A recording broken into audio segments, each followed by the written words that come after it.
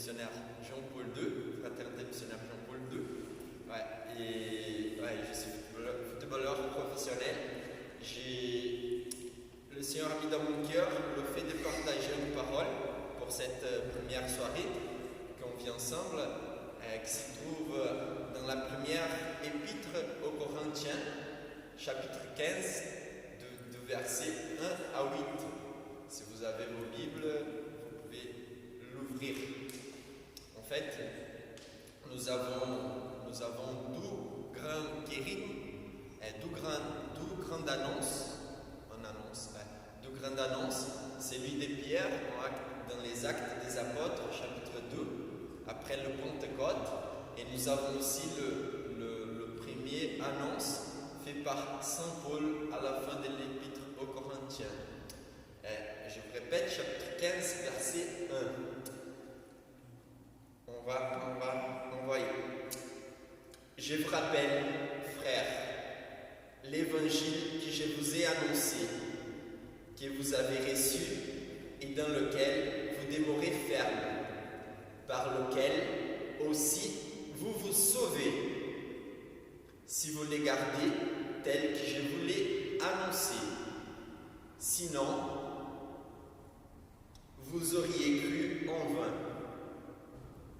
Je vous ai donc transmis en premier lieu ce que j'avais moi-même reçu, à savoir que le Christ est mort pour nos péchés, selon les Écritures, qu'il a été mis au tombeau, qu'il est ressuscité le troisième jour, selon les Écritures, qu'il est apparu à Képhas, puis aux 12. Ensuite, il est apparu à plus de 500 frères à la fois, la plupart d'entre eux des morts jusqu'à présent, et quelques-uns se sont endormis. Ensuite, il est apparu à Jacques, puis à tous les apôtres, et en tout dernier lieu, il m'est apparu à moi aussi, comme l'avorton. Parole du Seigneur, nous rendons grâce à Dieu. Cette parole est très très puissante. En fait, je l'avais lue plusieurs fois déjà, et en parlant à celui qui a fondé ma communauté, j'ai lui parlé, il m'a demandé, mais quelle est l'annonce de ce que Jésus est venu accomplir sur la terre que tu aimes le plus?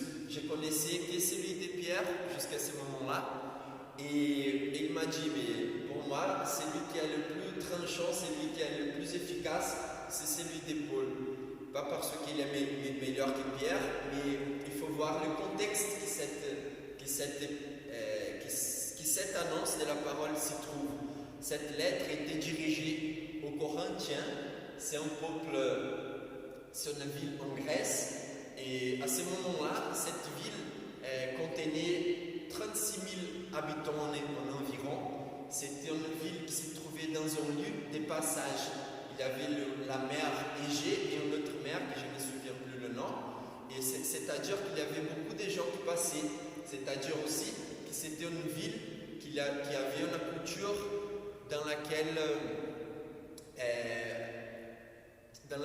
depuis au moins 500 ans en arrière, c'était une culture dans laquelle régnaient tous les pensées grecques, tous les philosophes, et c'était une culture très riche.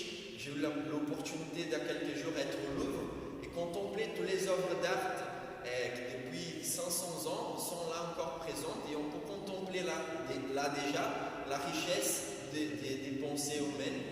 C'est cette richesse des pensées qui s'est traduite dans les œuvres d'art, et tout ça, je crois que c'était déjà inspiré par Dieu, parce que Dieu peut inspirer ce qui est beau. Et pour revenir à Corinthe, je pense, Corinthiens en français, c'était aussi une société qui avait déjà cette influence des pensées grecques, qui est très bien, qui envisage voir la réalité, qui envisage être conscient de ce qui se passe. Les grands penseurs de cette époque incentiver et encourager ses disciples à avoir cette ouverture d'esprit et comprendre la réalité qui était à leur tour pour ensuite créer des bases pour leurs pensées. Et aussi dans cette société, on voit le grand nombre des dieux qui étaient présents dans cette société. C'est-à-dire que Paul arrive dans cette société et il est confronté avec une façon de penser, il est confronté avec un peuple qui croit dans plusieurs dieux, mais c'est un peuple qui accueille aussi le message de Christ. Il a vécu là-bas, il a été avec ces peuples qui a accueilli Jésus dans leur vie, mais ces peuples a dû s'éloigner du message que Paul avait transmis.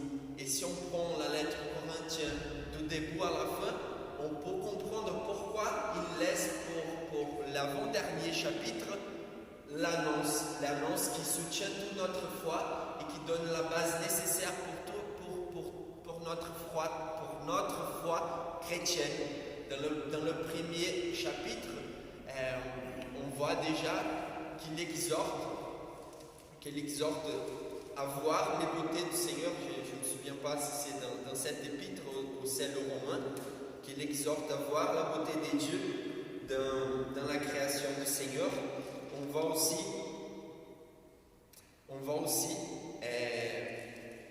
dans le chapitre 2 la prophétie qu'il accomplit Paul pour tous ceux qui aiment à Dieu. Dieu va accomplir des belles choses, des choses qu'on n'a jamais entendues, des choses qu'on n'a jamais vues et des choses qu'on n'a jamais ressenties. Mais pour tous ceux qui croient en Jésus-Christ et qui s'ouvrent à l'action de Dieu, Dieu fera de grands exploits. Dans le chapitre 3, verset 16, dans le chapitre 6, verset 19, on voit que Paul nous dit que nous sommes des temples de Saint-Esprit. Parce que dans cette communauté, il y avait deux grands problèmes. Celui de la fornication, c'est-à-dire toutes les relations sexuelles en dehors du mariage, des gens qui se mettaient avec leur mère, leur belle-mère. Et on voit que Paul exhorte par rapport à ça l'importance et la richesse qui est présente dans le mariage. Et le Seigneur, il nous montre à travers ces paroles, vous êtes des temples de l'Esprit Saint. Nous sommes dans un temple qui est si beau, qui a une si belle croix, mais premièrement, Jésus va habiter dans le cœur de chacun de nous. Et Paul nous rappelle ça à travers cette lettre. Et ensuite, on peut voir aussi dans le chapitre 12, l'exhortation de Paul au service. On voit toutes les indications nécessaires pour qu'on puisse servir le Christ. On voit tous les charismes. Ça veut dire des dons, ça veut dire qu'ils sont des talents que Dieu nous donne pour lui servir. On voit la lettre si connue sur l'amour dans le chapitre 13. C'est l'amour qui démord, c'est l'amour qui vend sur la mort. C'est comme ça. Qui gagne, qui a la victoire sur la mort. Et on arrive au chapitre 14, qu'il corrige encore la communauté, qu'il exhorte à avoir le désir des dons surnaturels, des dons de l'esprit, qu'il exhorte aussi à la charité dans un premier temps, mais il exhorte à tous les chrétiens. C'est pas à un autre seulement qui doit aspirer à ces dons spirituels, mais sont à tous les chrétiens en fait. Et je me suis rappelé maintenant, dans le chapitre 11, du verset 26 à 28, dans 23 à 28, il exhorte aussi à être attentif, il nous invite à être attentif au mystère qui se passe dans la Sainte Messe, à chaque Eucharistie. Prenez à manger, ceci est mon corps, prenez et buvez, ceci est mon sang. Il prend les mots de Christ, ce qu'il a reçu en héritage, pour aboutir où? Pour aboutir dans ce chapitre 15. C'est une lettre très très riche qui remet cette communauté qui était un peu dans la désordre, dans les bons chemins, mais qui s'en base surtout sur les kérigmes, c'est-à-dire le premier annonce.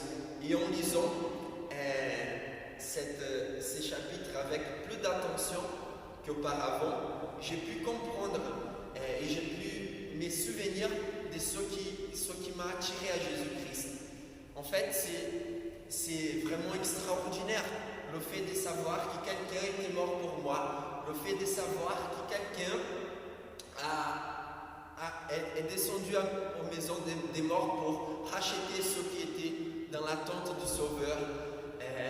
Et aussi, c'est lui qui s'est levé parmi, il était descendu et il s'est levé. Si on prend les mots ressuscité ici, au grec, je ne sais pas prononcer le père pourra m'aider peut-être,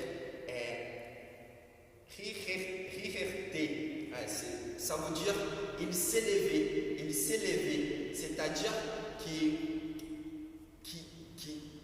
s'est fait petit, il a dû se baisser et s'est levé pour nous sauver. Et il a fait ça avec moi, il m'a levé, il m'a prélevé. Moi j'étais dans le fond du pot, j'étais dans le fond du pot, du puits, au fond du trou, tout simplement, et il m'a relevé parce qu'il est ressuscité, parce qu'il a vaincu la mort, parce qu'il a vaincu le péché, et il m'a permis d'être ici aujourd'hui avec vous, parce qu'il me donne l'assurance. Et si vous voulez un espoir, je vous propose celui du verset 19, encore dans le chapitre 15. Si nous, qui sommes dans le Christ, n'avons d'espoir que cette vie, si nous qui sommes dans le Christ n'avons d'espoir que cette vie, nous sommes les plus à plaindre de tous les hommes. C'est-à-dire qu'à partir du moment qu'on comprend que Jésus est ressuscité pour moi et pour toi, mon frère, ma soeur, on doit être celui qui a la plus grande espoir dans cette vie. C'est celui ça peut arriver n'importe quoi, on a cet espoir. C'est rien, chacun a ses souffrances, chacun a ses difficultés. Moi, j'ai 4 chirurgies, le Seigneur m'a relevé, il me permet d'être debout ici aujourd'hui. Il me donne l'espoir, c'est pas d'être établi physiquement, mais il me donne l'espoir de l'éternité. Nous ne sommes pas faits pour cette vie, pour cette vie pérenne. De ces jours-ci, nous sommes faits et créés pour l'éternité, pour l'éternel. Et je vous invite, mes frères et mes soeurs, à accueillir cette salut.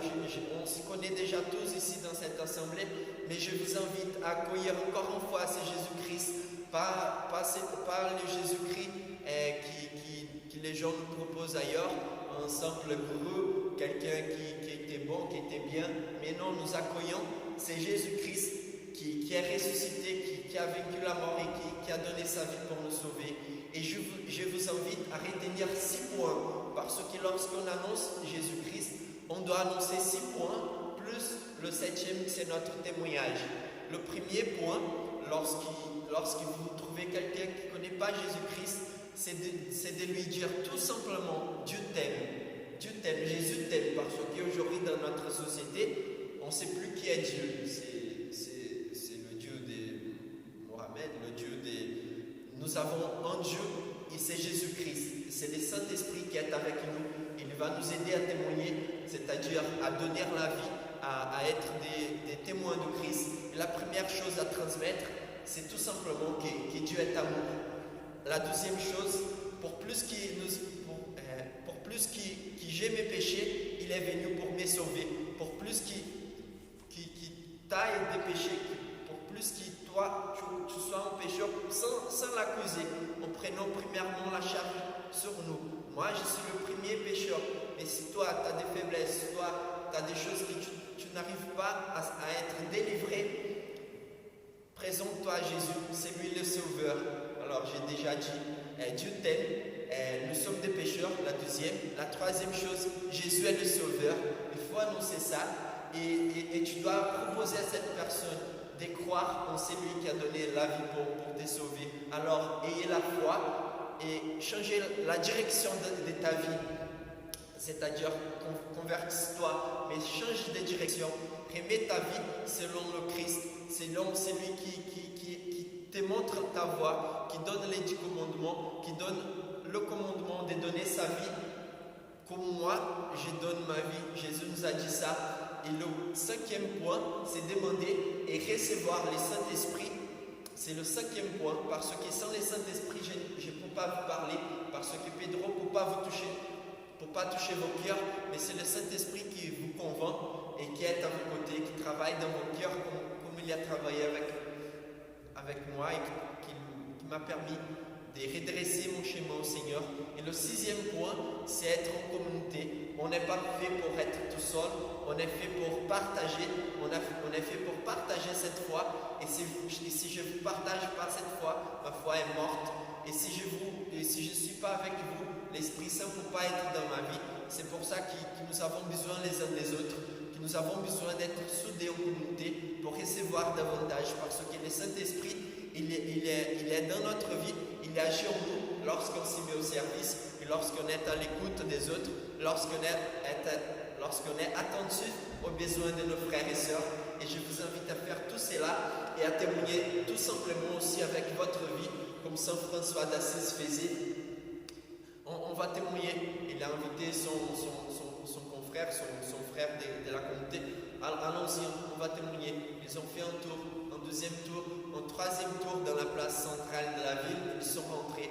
Et lorsqu'ils sont rentrés, son frère lui a demandé, mais nous allions évangéliser, pourquoi nous retournons jusqu'ici?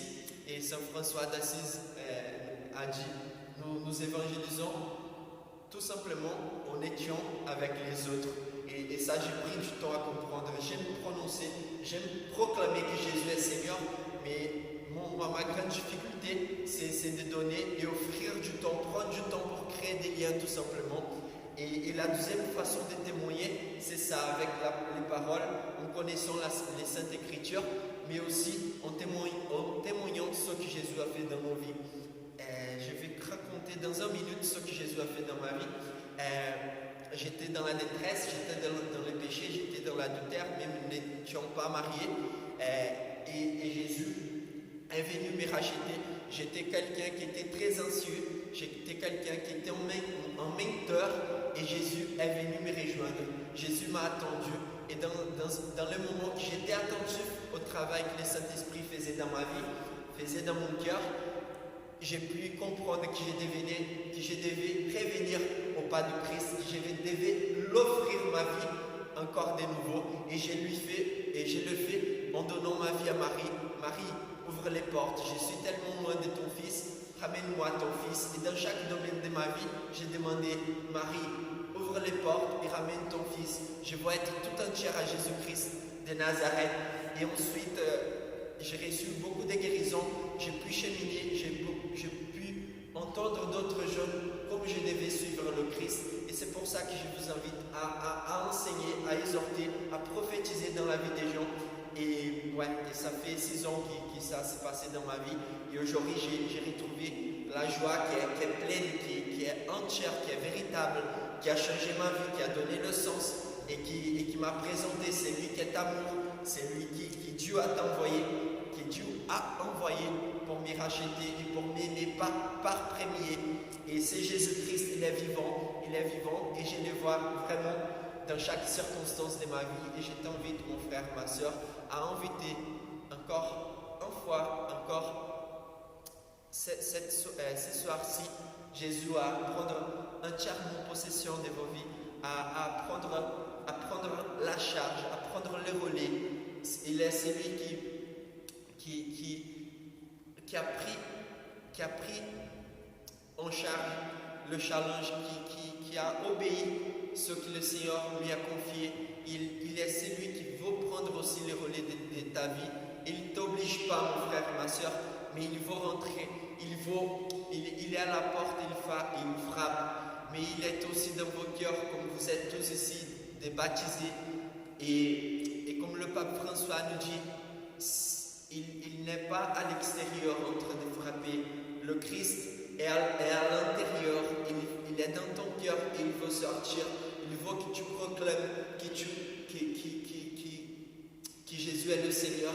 Il veut que tu proclames qu'il a un temps nouveau à démarrer dans la vie de chaque personne que tu vas retrouver. Il faut t'encourager à prononcer à chaque jeune qu'il doit rêver grand, qu'il doit se battre pour des grandes vertus. Il t'invite à donner l'espoir à tous les anciens, à tous les vieux. C'est pas une offense prononcée que quelqu'un est vieux. Il a de l'expérience, il a de la sagesse, il a déjà vécu pour le Christ ou non. C'est à toi aussi de donner l'espérance. C'est à toi d'entendre le message qu'il a apporté aussi. Il t'envoie, mon frère, ma soeur, à être instrument des renouvellements dans notre société. Il t'envoie, mon frère, ma soeur, à être un homme nouveau, une femme nouvelle pour être un agent de transformation dans la société à travers le Saint-Esprit qui nous est donné. Shandara la cara la cantara la bara la cantara la bara la cantara la bara la cantara.